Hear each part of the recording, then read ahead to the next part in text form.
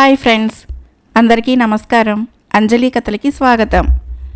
ఈరోజు చందమామ కథ పేరు పరలోక ప్రయాణం. ఈ కథను రచించిన వారు వి జయరాం రెడ్డి గారు. కోటయ్య లెక్కలేని పాపాలు చేసి కోటికి పడగెత్తాడు. అతనికి వృద్ధాప్యంలో పాపభీతి పట్టుకున్నది. తన అన్యాయాలకు బలి అయిన వాళ్ళు భూతాల్లా కలల్లో కనిపిస్తూ అతనికి మనశ్శాంతి లేకుండా చేయసాగారు. ఈ బాధ పడలేక కోటయ్య సన్యాసం పుచ్చుకోవడానికి నిశ్చయించుకుని ఇంటిల్లిపాదిని పిలిచి ఆ సంగతి చెప్పాడు. మీరు పోతే నాకు మాత్రం దేనికి సంసారము, నేను వస్తాను అన్నది కోటయ్య భార్య. చెట్టంత కొడుకు సాధువుల్లో కలుస్తూ ఉంటే చూస్తూ ఎలా ఉంటాను, నన్ను కూడా తీసుకుని పొండి అన్నది ముసలి తల్లి. అంతా కట్టకట్టుకుని ఒక్కసారిగా పోతే వల్లకాడు లాంటి ఇంట్లో నేను ఒక్కడిని ఎలా ఉండగలను, నేను కూడా మీతో పాటే అన్నాడు కొడుకు. తన మీద తన వాళ్లకు గల ప్రేమను చూసి కోటయ్య ఆనందపడిపోయి, అయితే ఒక పని చేద్దాం, నేను ఎక్కడికి పోకుండా ఊరి అవతల ఒక మఠం కట్టించి అందులో భజన చేసుకుంటూ బతుకుతాను. మీతో ఉన్నట్టు ఉంటుంది, ఎన్నాళ్లుగానే ఉన్నా నా కోరిక తీరుతుంది అన్నాడు. ఈ పద్ధతి ఇంట్లో అందరికీ నచ్చింది. వారం తిరిగేసరికి ఊరి పులిమేరలో ఒక పర్ణశాలతో కూడిన ఆశ్రమం వెలిసింది. మంచి పాక నిపుణులైన వంటవాళ్లు అహోరాత్రాలు భజనలు చేయటానికి కిరాయి మనుషులు ఏర్పాటు చేయబడ్డారు. ఖర్చు హెచ్చుగా ఉన్నందున కోటయ్య మొదట్లో బాధపడినా అదంతా తన కోసమే కదా అని మనసులో సరిపెట్టుకున్నాడు. ఆశ్రమం ఖ్యాతి ఊళ్ళోకి పాకింది. ఊళ్ళో జనము పిల్లా పీచుతో సహా సాయంత్రం అయ్యేసరికి ఆశ్రమంలో హాజరు కాసాగారు. కోటయ్య మాట ఏమైనా పైవాళ్లు మాత్రము భక్తిలో ఓలలాడారు. ఒకనాటి రాత్రి భజన చేసి పంచభక్షాలతో భోజనం చేసి అలసి నిద్రపోయిన కోటయ్యకు ఒక కల వచ్చింది. ఆ కలలో దేవుడు ప్రత్యక్షమై, కోటయ్య, నువ్వు అనుకోకుండానే మీ ఊరికి గొప్ప మేలు చేశావు. ఊళ్ళో నా భక్తుల సంఖ్య పెంచావు. అందుకు ప్రతిఫలంగా నిన్ను వైకుంఠానికి తెప్పించుకునేటందుకు రేపే విమానం పంపిస్తాను. దానిలో బయలుదేరిరా అన్నాడు. కోటయ్య ఆనందంతో ఉక్కిరి బిక్కిరైపోతూ తన భార్యను పిలిచి సంగతి చెప్పి, ఇన్నేళ్ళు నా పాపాలలో భాగం పంచుకొని నాతో కాపురం చేశావు. నువ్వు కూడా నా వెంట వైకుంఠానికి రా అన్నాడు. వస్తాగాని పిల్లవాడిని విడిచి క్షణం ఉండలేను, వాణ్ణి కూడా తీసుకుని పోదాం, పిలవండి అన్నది భార్య. కోటయ్య కొడుకుని పిలిచి వైకుంఠానికి పదమన్నాడు. నాతో నా భార్య కూడా రావాలి అన్నాడు కొడుకు. ఇంతమంది వస్తూ ఉంటే తన ముసలి తల్లి మాత్రం ఎందుకు రాకూడదనుకుని కోటయ్య తల్లిని పిలిచాడు. ఒరేయ్, రక్తం పంచుకు పుట్టిన నీ తమ్ముని వదిలేసి వైకుంఠానికి పోవటానికి నీ మనసు ఒప్పినా కనీ పెంచిన దాన్ని నా మనసు ఎట్లా ఒప్పుతుందిరా అని ముసలిది చెప్పింది. విధిలేక కోటయ్య తమ్ముడి ఇంటికి వెళ్ళి వాణ్ణి కూడా వైకుంఠానికి ఆహ్వానించాడు. గొలుసు కట్టులాగా తమ్ముడి వెంట అతడి ఇంటిల్లిపాది ప్రయాణమయ్యారు. తెల్లవారుజామున ఆశ్రమంలో విమానం దిగింది. అందులో కోటయ్య వెంట అతని తల్లి, భార్య, కొడుకు, తమ్ముడు, అతని బలగము ఎక్కి కూర్చున్నారు. విమానం పైకి లేచింది.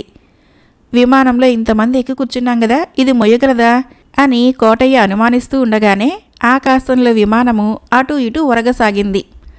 బాగా బరువు ఎక్కువైన పడవలాగా. అనుకున్నదంతా అయింది. ఇది ఒక్కడిని మాత్రమే మోసేదిలాగుంది. నన్ను వెళ్ళిపోనిచ్చి మీరంతా దూకేయండి అని కోటయ్య అన్నాడు. విమానము ఏ క్షణానైనా తలక్రిందులయ్యేలా ఉంది. ఒక్కడూ దూకలేదు. పైపెచ్చు అందర్నీ వదిలిపెట్టి నువ్వొక్కడివే వైకుంఠానికి పోతావా అంటూ మిగిలిన వాళ్ళు కోటయ్యను గట్టిగా పట్టుకొని విమానం నుంచి బలవంతంగా కిందకి తోసేశారు. ఆకాశం నుంచి కిందకి పడిపోతున్న కోటయ్యను భూత పిశాచాలు పట్టుకున్నాయి. అంతే, ఒక్క చావు కేక పెట్టి చివ్వున లేచి కూర్చున్నాడు కోటయ్య. అదంతా కళ అని తెలుసుకోవటానికి కోటయ్యకి కొంతకాలం పట్టింది. మరొక కథ పేరు యువరాణి యుక్తి. కథను రచించిన వారు జి శివకుమార్ గారు.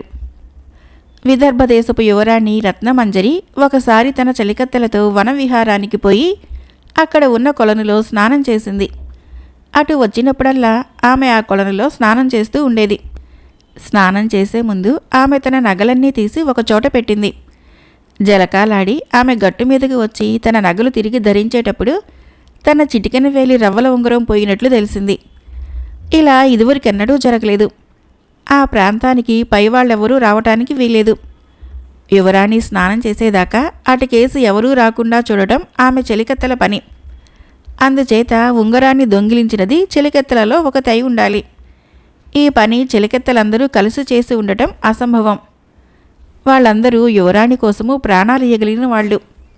అందర్నీ సోదా చేస్తే ఉంగరం దొరికిపోతుంది. కానీ ఒకటి చేసిన పాడు పనికి అందర్నీ సోదా చేసి వారి మనసు నొప్పించడం యువరాణికి ఇష్టం లేకపోయింది. ఎవరినీ నొప్పించకుండా దొంగను ఎలా పట్టడం? నగరంలో ప్రశ్నలు చెప్పేవాళ్ళున్నారు. దొంగతనాలు జరిగితే నష్టపోయిన వారు ఈ జ్యోతిష్కులను ప్రశ్నలు అడిగి దొంగల్ని పట్టడానికి ప్రయత్నించేవారు. ఈ సంగతి యువరాణి చాలాసార్లు విని ఉన్నది. ఆమెకు ప్రశ్నలు చెప్పేవాళ్లలో ఏమాత్రమూ నమ్మకం లేదు. అయినా అలాంటి వాణ్ణి తాను ఉపయోగించుకొని దొంగను పట్టవచ్చునని ఆమెకు తోచింది. అంతఃపుర స్త్రీలు ఒక జ్యోతిష్కుడిని గురించి గొప్పగా చెప్పి అతన్ని ప్రశ్న అడిగితే పోయిన ఉంగరం జాడ తెలియవచ్చునన్నారు. యువరాణి రహస్యంగా ఆ జ్యోతిష్కుడికి కబురు పెట్టింది. అతను వచ్చాడు. యువరాణి అతనితో, నా చేతి కంకణం ఉదయం నుంచి కనిపించడం లేదు, దాన్ని ఎవరు తీసి ఉంటారో చెప్పగలరా అన్నది. జ్యోతిష్కుడు కొంచెంసేపు ఏదో గుణించి, యువరాణి, ఆ కంకణం ఇప్పటికే చాలా చేతులు మారిపోయింది. ఓ 15 రోజుల్లో దానంతట అదే మీకు అందగలదు అన్నాడు. తప్పు. నా కంకణం ఎవరూ ఎత్తుకుపోలేదు. నేను మీతో అబద్ధం చెప్పాను. నా కంకణం నా నగల పెట్టెలోనే ఉన్నది. నిజంగా పోయినది నా ఉంగరం. దాన్ని తీసినది కూడా నా చెలికత్తెలలో ఒకతే. దొంగలను పట్టేటందుకు మీ శక్తి చాలదు గనక నా యుక్తిని మీ ద్వారా ఉపయోగపరుస్తాను. నేను చెప్పినట్టు చేయగలరా అని యువరాణి జ్యోతిష్కుడిని అడిగింది. చిత్తం, మీరెలా చెబితే అలా చేస్తాను అన్నాడు జ్యోతిష్కుడు. యువరాణి అతనికి చెప్పవలసింది చెప్పి అతన్ని రహస్య మార్గాన బయటికి పంపించేసింది. తర్వాత కొద్దిసేపటికి యువరాణి వద్దకు ఒక దాసి వచ్చి తమ కోసం ఎవరో జ్యోతిష్కుడు వచ్చాడు అని చెప్పింది. యువరాణి తన చెలికత్తలందరినీ పిలిపించి, పోయిన నా ఉంగరం గురించి ప్రశ్న చెప్పడానికి జ్యోతిష్కుడు వచ్చాడట, ఏం చెబుతాడో చూద్దాము అని దాసితో అతన్ని ప్రవేశపెట్టమన్నది. జ్యోతిష్కుడు యువరాణి సన్నిధికి వచ్చాడు. యువరాణి అతనితో, అయ్యా, మిమ్మల్ని 2 కారణాల చేత పిలిపించాను. ఇవాళ ఉదయము నా చేతి కంకణం ఎవరో కాజేశారు. ఆ దొంగను మీరు పట్టుకోవాలి. 2 రోజుల క్రితము ఇంకొక చిన్న దొంగతనం జరిగింది. నా చిటికెన వేలు ఉంగరం పోయింది. అది ఎవరి వద్ద చేరింది మీరు చెప్పాలి అన్నది. చిత్తం, అలాగే అంటూ జ్యోతిష్కుడు ఏదో గుణించి, యువరాణి, మీ కంకణాన్ని ఎవరూ దొంగిలించలేదు. అది మీ నగల పెట్టెలో భద్రంగా ఉన్నది. మీరే దాన్ని అందులో పెట్టి మర్చిపోయి ఇంకెక్కడో వెతికారు అన్నాడు. యువరాణి తన చెలికత్తెల్ని పంపి నగల పెట్టెను తెప్పించి దాన్ని తెరిచి అందులో నుంచి కంకణం పైకి తీసి ఆశ్చర్యం అభినయిస్తూ, మీ శక్తి చాలా గొప్పది. దయచేసి నా ఉంగరం జాడు కూడా చెప్పండి. దాన్ని తీసిన వారు అంతఃపురంలోని వారే అయితే నిశ్చయంగా తల తీయించేస్తాను అన్నది. దొంగకు అంత కఠిన శిక్ష విధిస్తానంటున్నారు గనక నేను నిజం చెప్పి ఒకరి ప్రాణం నిలువునా తీయడానికి సంకోచిస్తున్నాను. మీరు కొద్ది శిక్షతో పోనిచ్చే పక్షంలో దొంగ పేరు ఈ క్షణం చెబుతాను అన్నాడు జ్యోతిష్కుడు. దొంగ తన తప్పు ఒప్పుకుంటే ఇదే మొదటి తప్పైతే మీ తృప్తి కోసం క్షమిస్తాను. కానీ మీ నోటి మీదుగా దొంగచాడు తెలిసినాక మరణదండన తప్పదు అన్నది యువరాణి. ఆమె ఈ మాట అన్న మరుక్షణము సునందిని అనే చెలికత్తె యువరాణి కాళ్ళ మీద పడి బోరున ఏడుస్తూ, బుద్ధి గడ్డి తిని పాడు పని చేశాను. ఆ చిన్న ఉంగరము నా ప్రాణం మీదకి తెస్తుందని కలలో కూడా అనుకోలేదు అన్నది. శిక్ష ఉంగరం విలువను బట్టి కాదు, నమ్మక ద్రోహానికి. ఉంగరం కావలిస్తే నన్ను అడగరాదా? ఏదో అవకాశం చూసి ఇయ్యకపోయానా? ఇక ఎన్నడూ ఇలాంటి పనులు చేయకు అని యువరాణి సునందినిని క్షమించి జ్యోతిష్కుడికి బహుమానం ఇచ్చి పంపించేసింది. మరొక కథ పేరు చీనా రాజకుమారి పెళ్ళి. రచించిన వారు ఏసీ సర్కార్ గారు.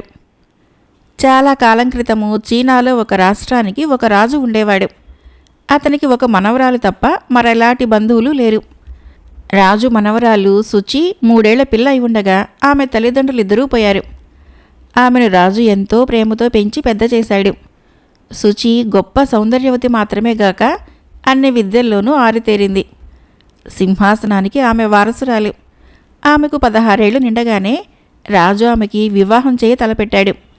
ఆమెకు తగిన వరుణ్ణి వెతకటానికి వార్తాహరులు అన్ని వైపులకు బయలుదేరారు.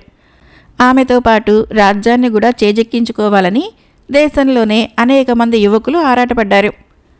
యువకులకు కఠినమైన పరీక్షలు పెట్టి శుచిని పెళ్లాడటానికి తన అనంతరము రాజు కావటానికి తగిన వాణ్ణి నిర్ణయించాలని రాజు అభిప్రాయం. రాష్ట్రంలోని వాళ్ళు, ఇతర రాష్ట్రాల నుంచి వచ్చిన వాళ్ళు అందరూ చేరి 25 మంది దాకా అయ్యారు. అయితే శుచి అది వరకే ఒక యువకుణ్ణి వరించి ఉన్నది. అతను ప్రధానమంత్రి కొడుకు చువాంగ్. అతడు అందగాడు, విద్యాధికుడు, రాజనీతి కోవిదుడును. వాళ్ళిద్దరూ చిన్నతనం నుంచి కలిసి ఆడుకున్నారు. వాళ్ళిద్దరికీ పెళ్లి జరిగితే ఎంతో బాగుంటుందని అందరూ అనుకున్నారు. కానీ రాజుకు మాత్రము తాను నిర్ణయించిన పరీక్షలలో నెగ్గని వాడికి ఆమెనిచ్చే ఉద్దేశం ఎంత మాత్రమూ లేదు. ఆయన పెట్టిన పరీక్షలలో మొదటిది రూపురేఖలకు, దేహదారుఢ్యానికి సంబంధించినది. రాజకుమారిని పెళ్లాడ వచ్చిన 25 మందిలో 10 మంది మాత్రమే ఈ పరీక్షలో నెగ్గారు. మిగిలిన 15 మంది వచ్చిన దారి పట్టారు. నెగ్గిన వారిలో చువాంగ్ ఉన్నాడు. తర్వాత వరుసగా యుద్ధ విద్యల్లోనూ, ఆటల పోటీల్లోనూ, సహనంలోనూ, సమయస్ఫూర్తిలోనూ పరీక్షలు సాగాయి. ఒక్క విలువిద్యలోనే 6 ఓడిపోయి 4 మిగిలారు. అది చాలా కఠినమైన పరీక్ష. రోజుల కొద్దీ నడవటము, తాళ సహాయంతో నిటారుగా ఉండే కొండలెక్కటము మొదలైన పరీక్షలలో మరొకడు జారిపోయి చివరికి 3 మిగిలారు. ధైర్య సాహసాలను పరీక్షించడానికి 3 3 గుహలలో ఒంటరిగా ఉంచారు. వాటిలో భూత పిశాచాలుంటాయని ప్రతీతి. మర్నాడు తెల్లవారేసరికి 3లో ఒకడు భయంతో మూర్ఛపోయి ఉన్నాడు. చివరకు అన్ని పరీక్షల్లోనూ నెగ్గిన వాళ్ళు 2 తేలారు. వారిలో ఒకడు మంత్రి కొడుకు చువాంగు, రెండోవాడు దూర రాష్ట్రపు రాకుమారుడు హువాంగ్ఖో. ఇద్దరికీ శుచిని వివాహమాడే అర్హత ఉన్నది. కానీ ఇద్దరూ ఒక్కళ్ళనే పెళ్లాడలేరు కనుక వారిలో ఎవరు గొప్ప అద్భుతం ప్రదర్శిస్తే వారికి తన మనవరాల్నిచ్చి పెళ్లి చేస్తానన్నాడు రాజు. అతనికి ఈ ఆలోచన చెప్పినవాడు ఆస్థాన ఇంద్రజాలికుడు చుంగ్చింగ్. అతనికి శుచి అన్నా చువాంగ్ అన్నా ఎంతో ప్రేమ. వారిద్దరికీ పెళ్లి కావాలని ఆయన కోరిక కూడాను. రాజు పోటీదారులు 2 పిలిచి, మీలో ఎవరు అద్భుతం ప్రదర్శిస్తే వారికి శుచినిచ్చి పెళ్లి చేస్తాను అన్నాడు. చువాంగు అదివరకే చుంగ్చింగ్ వద్ద ఇంద్రజాల విద్యలో ఉత్తీర్ణుడై ఉన్నాడు. కానీ హువాంగ్ఖోకు అలాంటి విద్యలేవీ రావు. అతను చిన్న కనికట్టు విద్య ప్రదర్శించడానికి ప్రయత్నించి బయటపడి అందరి ఎదుట నవ్వులు పాలయ్యాడు. ఓడిపోయిన హువాంగ్ఖో ఇంటికి తిరిగి వెళ్ళక చువాంగ్ మర్నాడు ఏమి అద్భుతం చేస్తాడో చూడటానికి ఉండిపోయాడు. మర్నాడు శుచి రాజసభకు హాజరైంది. చువాంగు తనతో 2 అడుగుల నిడివిగల పట్టుతాడు తెచ్చాడు. అతను ఆ తాడు 2 చివర్లు శుచి 2 చేతులకు కట్టాడు. అతను ఆమెను ఒక మురుగు ఇవ్వమని అడిగాడు. ఆమె చేతులకు గాజులు లేకపోవటం చేత తన దాసీని పంపి ఒక మురుగు తెప్పించి అతనికి ఇప్పించింది. తర్వాత శుచి చేతుల మీద మోచేతులు దాకా ఒక తువాలు కప్పాడు. చువాంగు తన చేతిలో ఉన్న మురుగును ఆస్థాల ఇంద్రజాలికుడికి ఇచ్చి దానిని బావిలో పడవేయమన్నాడు.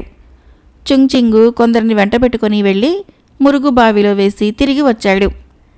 అయ్యా, తమరు శుచి మురుగును బావిలో నిజంగా పడవేశారా అని చువాంగు చుంగ్చింగ్ని అడిగాడు. ఆయన అవునన్నట్లుగా తలాడించాడు. అదెలా సాధ్యం? నేను నిజంగా శుచిని పెళ్లాడాలని విధి నిర్ణయించి ఉన్న పక్షంలో ఆమె మురుగు ఆమె చేతికే ఉంటుంది. దయచేసి రాజుగారు ఆమె చేతుల మీద తువాలు తీస్తారా అన్నాడు చువాంగు. తువాలు తీసేసరికి శుచి మడికట్టులకు బంధించిన పట్టుతాడుకు మురుగు వేలాడుతూ కనిపించింది. ఇది చూసి అందరూ అద్భుతం చెందారు. హువాంగ్ఖో ముందుకు వచ్చి చువాంగ్ని మనస్ఫూర్తిగా అభినందించాడు. రాజుగారి మనవరాలికి మంత్రి కొడుకి వైభవంగా వివాహం జరిగింది. చువాంగ్ చేసిన అద్భుతంలో రహస్యం ఏమిటంటే అతను శుచి చింగ్చాంగ్ 3 కలిసి ఆడిన నాటకం. శుచి ఒక మురుగుల జత నుంచి ఒకటి తన మోచేతి సమీపంలో ధరించి దాని మీదుగా నిండు చేతుల చొక్కా తొడుక్కున్నది. ఆ జతలో 2వ దాన్ని ఆమె తన పరిచారిక చేత తెప్పించింది. తన 2 చేతులకు పట్టుతాడు కట్టి చేతుల మీద తువ్వాలు కప్పినప్పుడు ఆమె తన చేతికి ఎగువన ఉన్న మురుగును కిందకి జారనిచ్చి పట్టుతాడు మీదకి తెప్పించింది. ఇదే మంత్రి కొడుకు ప్రదర్శించిన మహత్తు. వివాహం అయినాక శుచి ఆస్థాన ఇంద్రజాలికుడైన చుంగ్చింగ్ని ఘనంగా సత్కరించింది. మరొక కథ పేరు స్నేహం కాని స్నేహం. రచించిన వారు బూర్లె నాగేశ్వరరావు గారు. ఒక ఊళ్ళో సోమయ్య, కామయ్య అనే 2 రైతులు పరిస్థితులను బట్టి స్నేహితులుగా మసులుతూ ఉండేవారు. వారి ఇళ్ళు పొలాలు కూడా పక్కపక్కనే ఉండేవి. పనికి ఇద్దరూ కలిసి వెళ్ళి మళ్ళీ ఇళ్లకు కలిసి వచ్చేవాళ్ళు. ఇలా జంటగా జీవించటమే వారిని స్నేహితుల్లాగా కనబడేటట్లు చేసేది. నిజానికి వారి మనస్తత్వాలలో ఐకమత్యం లేదు. ఇద్దరూ జిత్తులు ఎత్తులు ఎరిగిన వారే. ఒకరినొకరు తమ స్వార్థానికి గాను మోసగించుకునేవారు. ఇద్దరూ ఒకే పంట వేసి ఒకరిని మించి ఒకరు పండించటానికి పోటీ పడేవారు. సోమయ్య పొలం కన్నా కామయ్య పొలము కాస్త పల్లంగా ఉండటం చేత సోమయ్య పొలానికి పెట్టిన నీరు కామయ్య పొలానికి అందుతుండేది. ముఖ్యంగా నీటి ఎద్దడి వచ్చినప్పుడు కామయ్య పొలానికి కావలసిన నీరు కూడా తన పొలం నుంచే సోమయ్య అందించడం జరిగేది. ఇద్దరి మధ్య మాట వచ్చేది. కానీ సోమయ్య ఏమీ చేయలేకపోయేవాడు. రెండు పొలాల మధ్య ఉండే గట్టును సోమయ్య ఎంత కట్టుదిట్టం చేసినా ఏ ఎలుక కన్నంలో నుంచో నీరు కామయ్య పొలానికి చేరేది. గత్యంతరం లేక సోమయ్య ఏతం తోడుతుంటే కామయ్య ముసిముసి నవ్వులు నవ్వుకునేవాడు.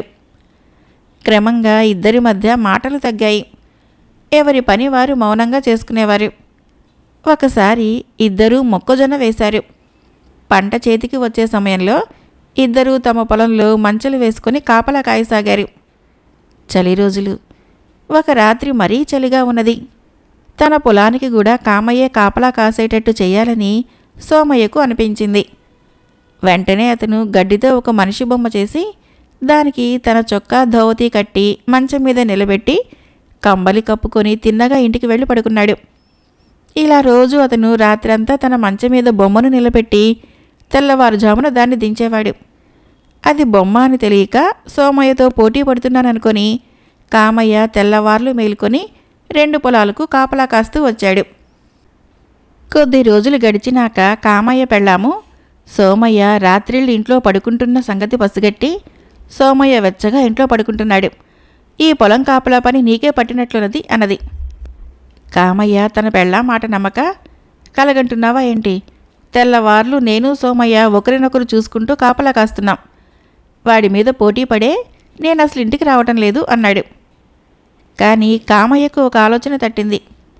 సోమయ్య ఎలాగూ తెల్లవార్లు నిలబడి కాపలా కాస్తూనే ఉన్నాడు గనక తాను సోమయ్యకు తెలియకుండా ఇంటికి పోయి పడుకుంటే ఏమవుతుంది? ఇలా అనుకొని కామయ్య పిల్లిలాగా మంచ దిగి ఒక రాత్రి ఇంటికి వచ్చేశాడు.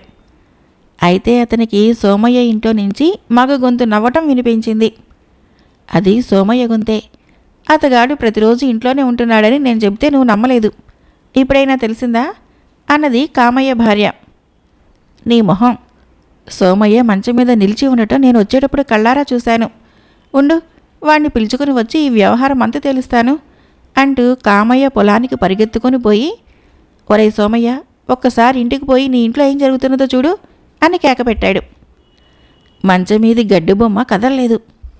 కామయ్య మంచె ఎక్కి గడ్డి బొమ్మను చూసినాక తనను సోమయ్య ఇన్నాళ్ళు ఎలా ఉపయోగించుకుంటున్నది తెలిసిపోయింది.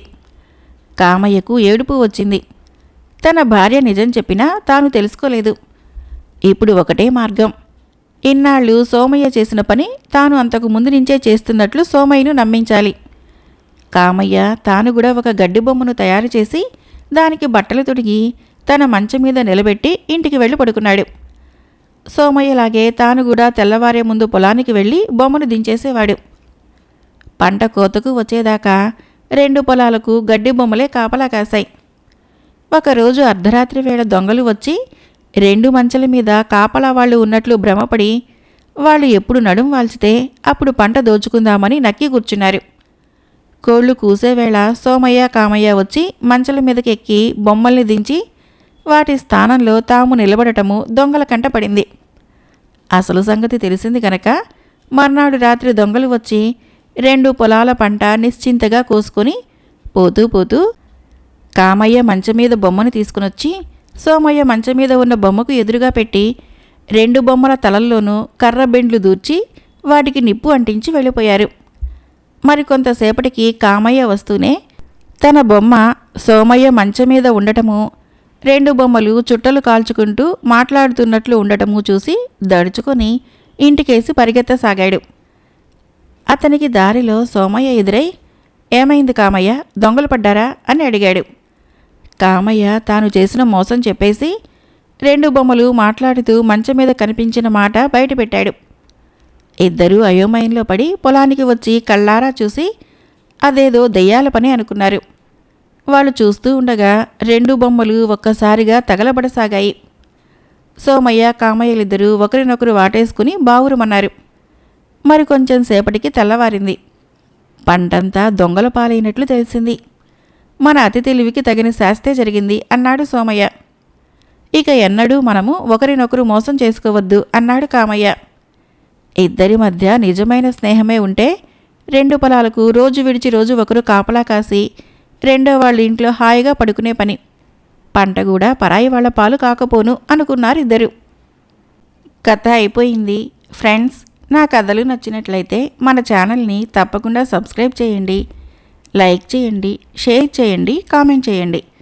Thank you.